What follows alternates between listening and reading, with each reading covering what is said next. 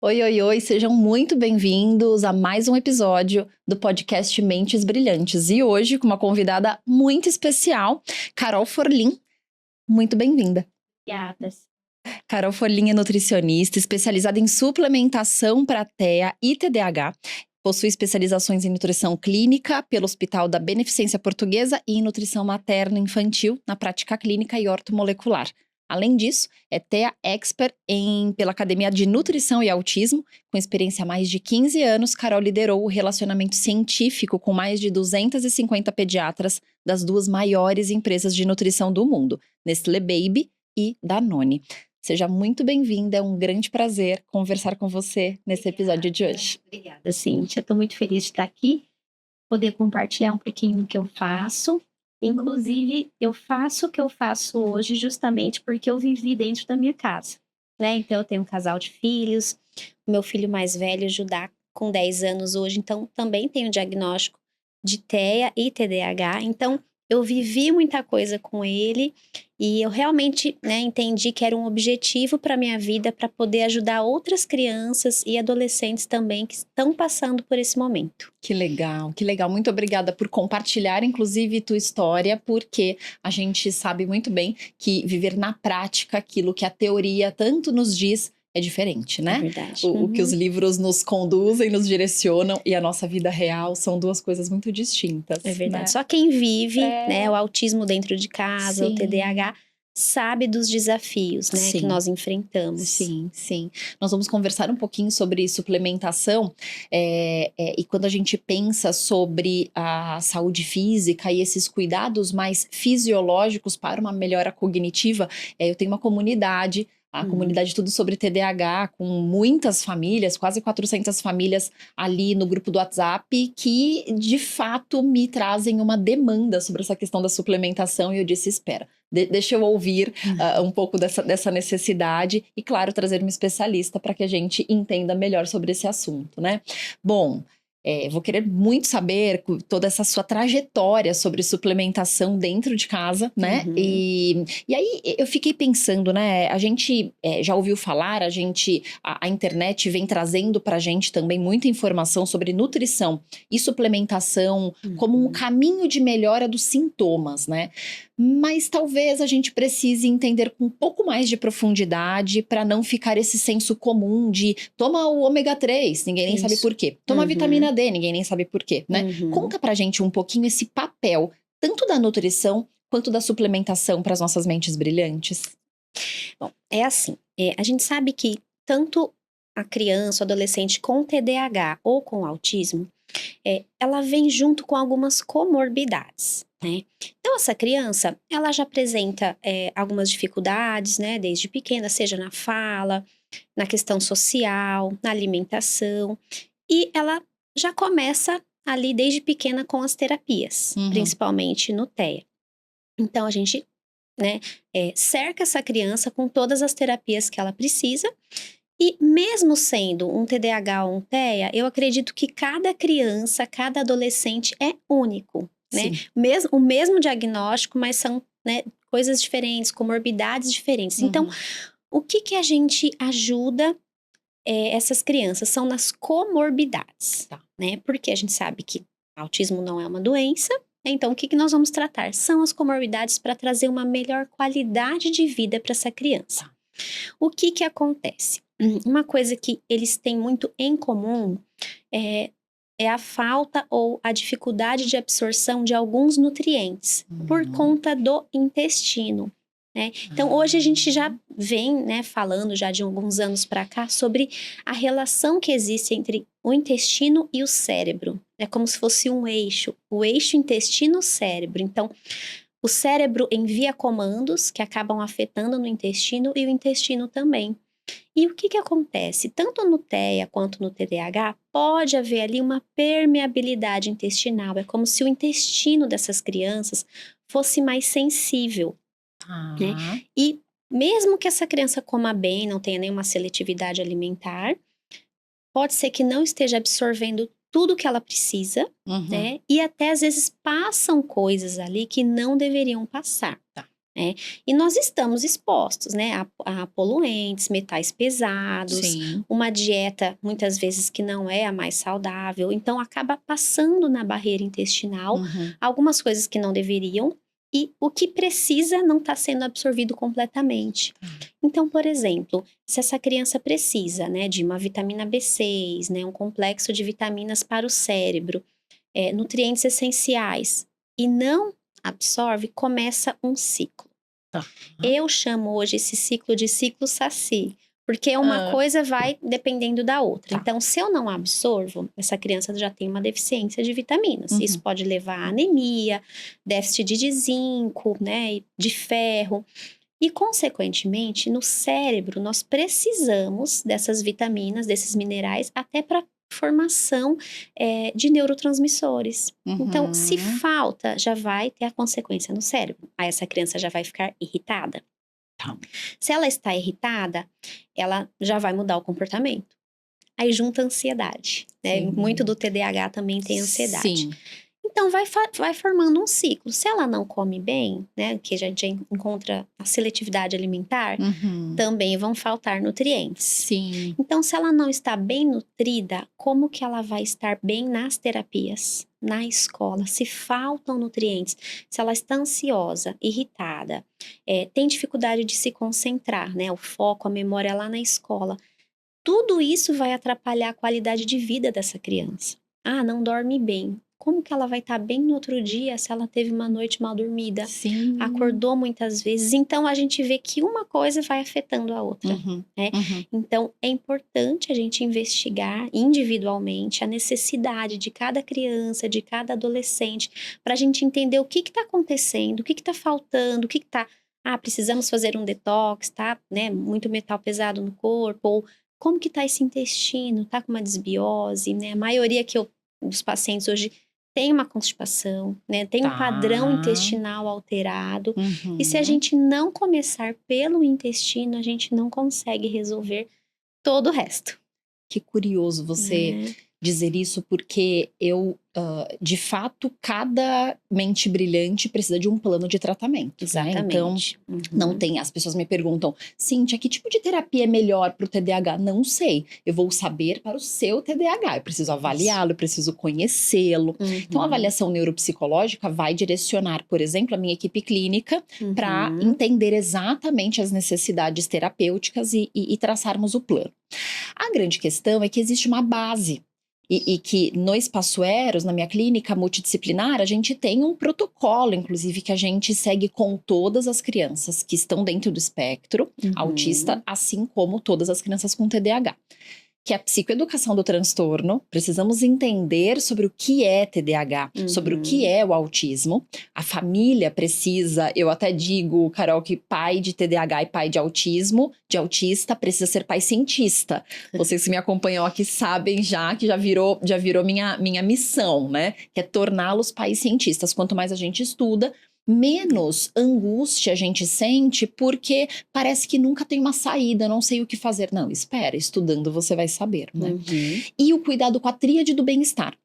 Então, além de conhecer toda essa questão diagnóstica para saber com quem você está lidando no seu dia a dia, sobre suas virtudes e suas fragilidades, a gente vai falar da tríade do bem-estar. Cuidado com o sono, alimentação e prática de atividade física. Não Exatamente. importa que tipo de TDAH e nem que nível, por exemplo, de autismo. Não importa. Todos Uhum. precisarão dessa base. E aí Uhum. você trazendo esse olhar, né, de como é que as terapias vão dar certo se tem um corpo que não está funcionando, né? Exatamente. Tá, muito Uhum. bom, muito bom. Até Exatamente. considerando, por exemplo, o impacto da falta dos nutrientes que você já falou pra gente, quais são as principais deficiências que as mentes brilhantes costumam ter, até por essa questão eixo Intestino. intestino-cérebro, né? Considerando essa permeabilidade do intestino, que tipo de deficiências nutricionais são mais comuns para as mentes brilhantes? Hoje, assim, o que a gente mais, né, vê na prática, deficiência de ferro, né, a Tá. ferritina. Então, mesmo que essa criança está se alimentando bem, ah, Carol, mas come carne, né, todos os dias. Uhum.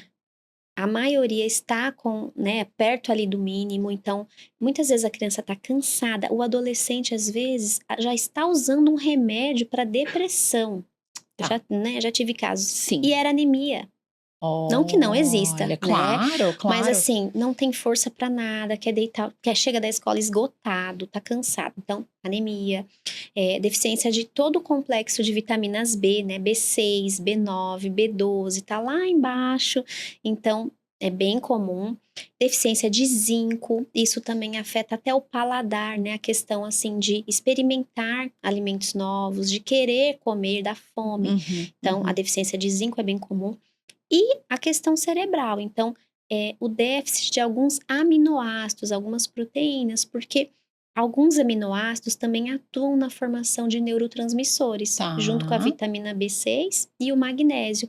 Então, se a gente pensar que o cérebro do TDAH, por exemplo, já é acelerado, né? Às vezes ele não consegue frear, né? Tantos pensamentos, Sim. aprende rápido. E aí a gente precisa controlar. Porque se tá ali em falta, né, alguma coisa, vem a ansiedade, né, vem aquele cansaço mental que eles sentem, e aí acaba perdendo o interesse, por exemplo, na escola.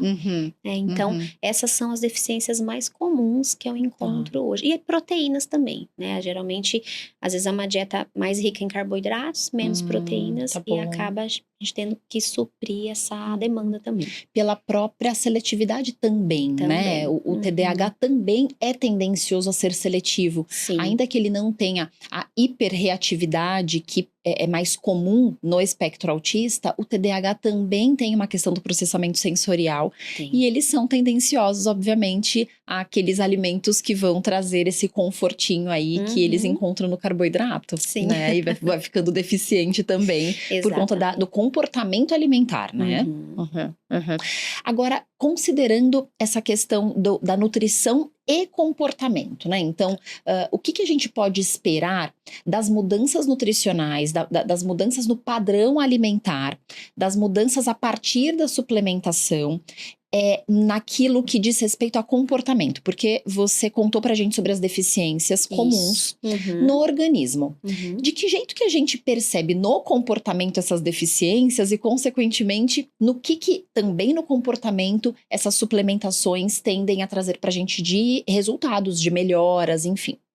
Então, por exemplo, algumas coisas, alguns nutrientes a gente consegue suplementar para ajudar. Tá. Então, por exemplo, aquela criança ou adolescente que está ansioso. Então, nós conseguimos entrar com alguns suplementos que ajudam a acalmar. Né, e a regular ali os neurotransmissores no cérebro. Então, seja uma teanina, um GABA, o próprio ômega 3, a vitamina B6, a B9, a B12, elas estão diretamente relacionadas com o cérebro. Então, a gente ajuda a reduzir essa irritabilidade, que às vezes eles têm em excesso, né? Assim, às vezes qualquer coisa já irrita, principalmente no TEA, né? Claro que às vezes, né, mudou a rotina, né? Saiu ali aquela rigidez cognitiva, qualquer coisa que saia do conforto deles já traz uma irritabilidade. Então, a gente consegue atuar. Alguns tipos de comportamento, por exemplo, no sono, a criança está dormindo mal. Então, junto, claro, né, com a higiene do sono, né? Não adianta também eu dar um suplemento e a criança ficar lá na tela. Até a hora de dormir aquela luz, né? Então, a gente faz a higiene do sono. Se essa criança tá ficando muito também sem exercícios físicos nenhum, sem nenhum esporte, muito parada, né? Então, juntamente com o cérebro que demora para se acalmar, então a gente consegue unir tudo isso na alimentação saudável, suplementos que ajudam a acalmar, né? Alguns aminoácidos como tirosina, taurina, triptofano, são coisas que o cérebro usa para se regular e acalmar. Então a gente consegue ajustar esse comportamento e inclusive também para um foco, uma concentração na escola. Então, se a criança está extremamente agitada, né, ela não vai ficar por muito tempo sentada. Né? Então, nós entramos com uma suplementação para ela ajudar ali na concentração. E isso acaba refletindo no comportamento. Tá, tá. A gente pode afirmar, por exemplo, que o ômega 3 vai ajudar para X aspecto comportamental ou para X prejuízo. Vitamina D vai atuar em tal prejuízo. A gente consegue relacionar os suplementos aos prejuízos e é a Uhum. partir daí que a decisão é tomada de qual suplemento usar, ou seja, da queixa da família. É Isso. só a partir dos exames. De que forma que a decisão da suplementação É feita. acontece? Entende? Como que eu faço na minha prática clínica? Então, primeiro, eu converso muito com a mãe ou com os pais, né? Depende de quem vem na consulta. Então, eu preciso saber o histórico dessa criança, desde o nascimento, Uhum, né? Tudo o que aconteceu, os marcos de desenvolvimento.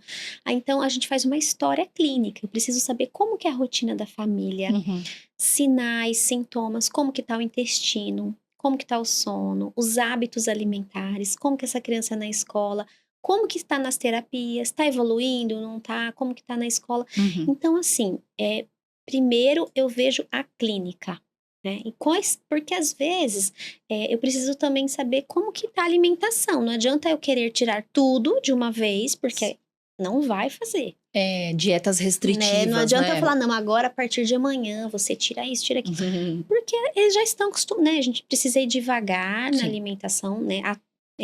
Claro, tirar aquilo que tá fazendo mal, mas é tudo muito individual. Então vai Uhum. depender se essa criança come bem, se ela não come.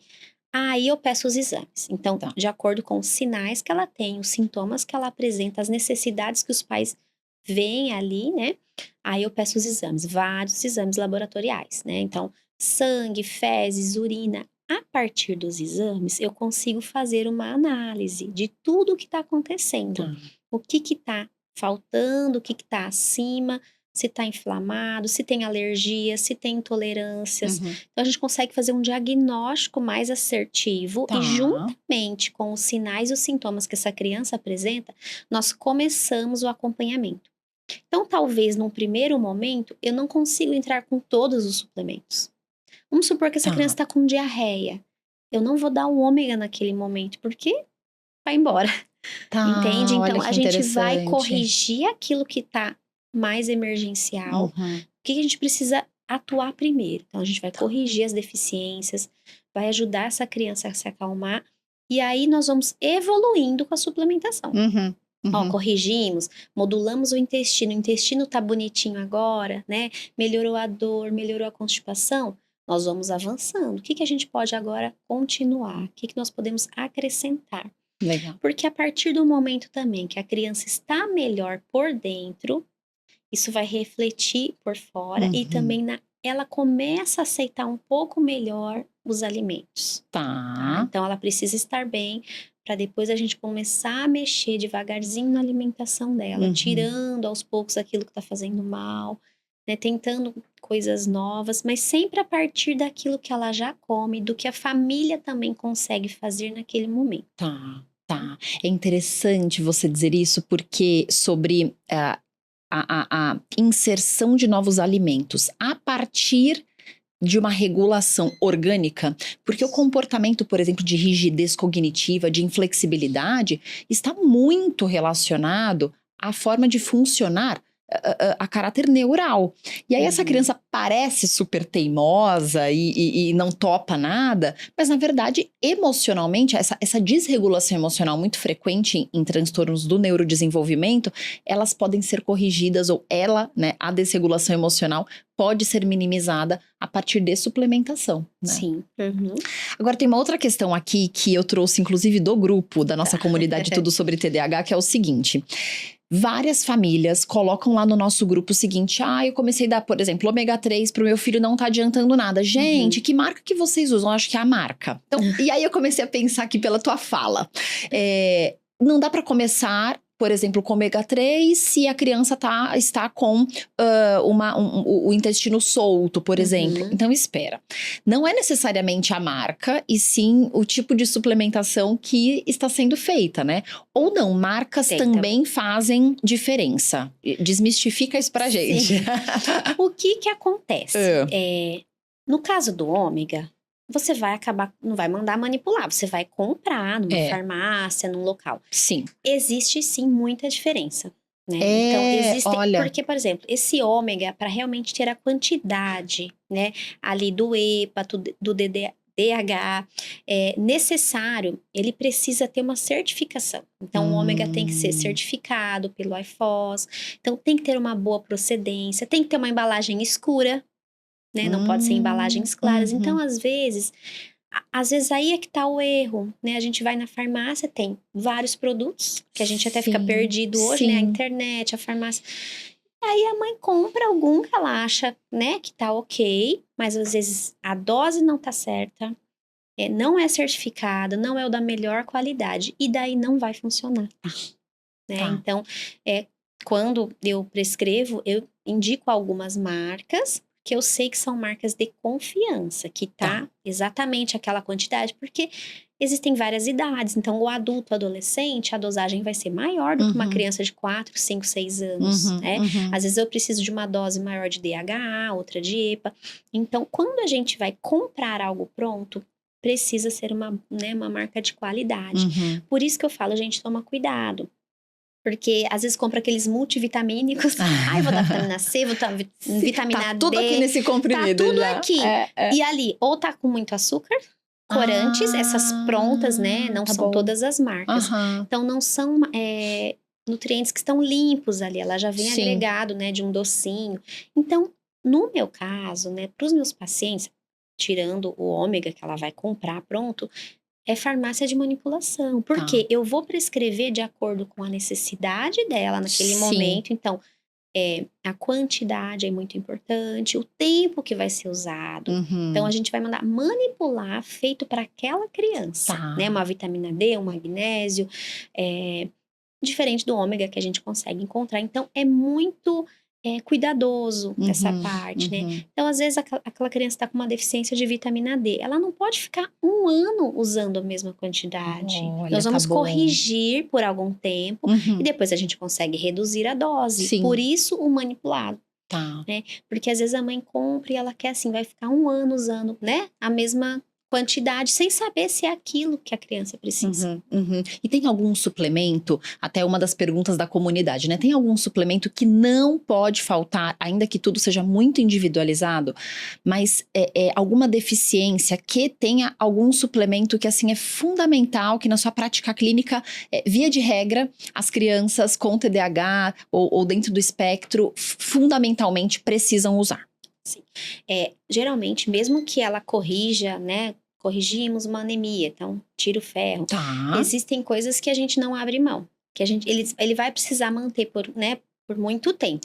Que seria o magnésio, né? Principalmente o magnésio treonato, porque ele atravessa a barreira cefálica, então ele vai ajudar ali no foco, na concentração. Gente, anota, hein? Pega aí o caderno, depois vocês vão ficar me perguntando. Então, pausa o vídeo, pega o caderno, pega a caneta e já anota aí tudo. Então, assim, o magnésio e a B6 eu sempre mantenho, porque ele vai atuar sempre ali na questão cerebral, então eu não vou retirar. Vitamina A e vitamina D, mesmo que a gente corrija, a gente pode manter uma dose de base para não voltar a cair depois. Então, a vitamina D é um hormônio, né? Extremamente importante. Questão da imunidade, do cálcio. Então, eu mantenho a D, nem que seja uma dose ali mínima para a gente manter.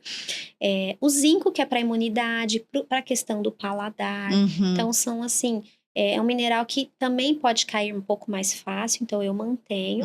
E depois, até o ômega que a gente já falou, porque a gente não consegue, através da alimentação, ter uma quantidade, né, do DDH, do EPA, diariamente. Então, isso a gente acaba mantendo.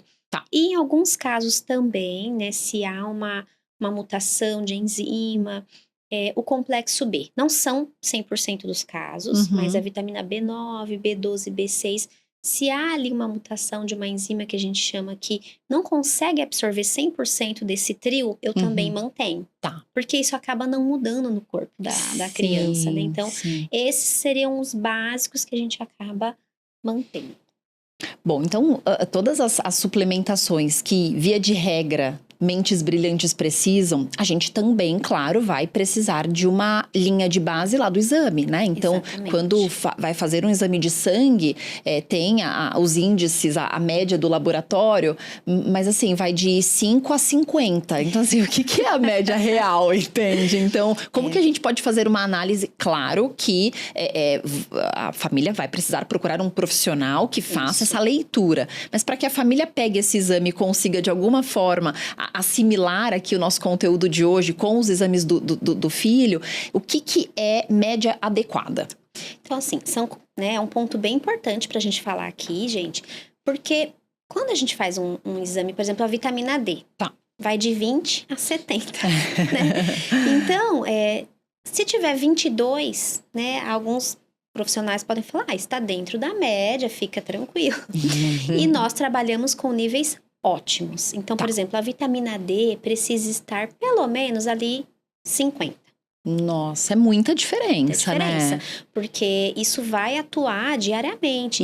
E se a gente pensar hoje, qual criança, qual adolescente se expõe ao sol todos os dias e fica 20 minutos brincando sem protetor para absorver? É mais difícil, eles estão mais nas telas, no computador, né, na escola, são tantas atividades. Então, a vitamina D, que é bem importante, teria que ter pelo menos ali num nível de 50. Quando nós falamos de vitamina B12, então ela vai ali de 200, depende do laboratório, 200, 250 até 800. Uau! Né? Então, assim, está menor. 300, está dentro. Está muito baixo. Sim. Está muito baixo. Então, precisa estar pelo menos de 800 a 1000.